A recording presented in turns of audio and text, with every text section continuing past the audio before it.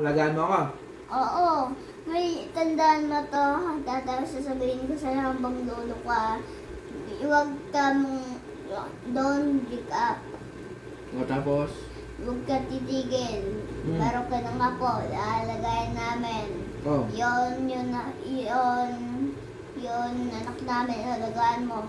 Ako mo muna yun yung tatay ng apo mo. ano magiging trabaho mo, no? Babysitter ng apo mo. Babysitter na po mo. Ikaw nga, ang magiging trabaho mo mahirap lang tayo. Kung nang trabaho ng matagal, anong gagawin mo? Mayaman na kami. Ano magiging trabaho mo? Alagayin yung anak.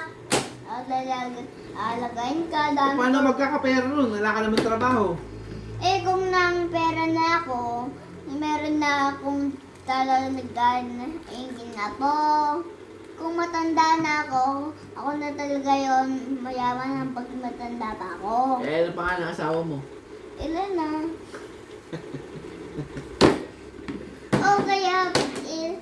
O kaya anong material boy yun na trabaho ko.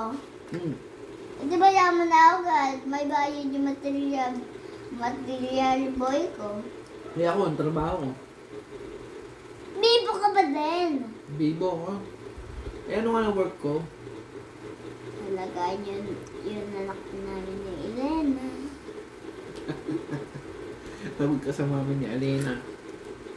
Kasi dami kay teacher yan. Ako muna, kung nasend mo yung kay teacher, tatawagan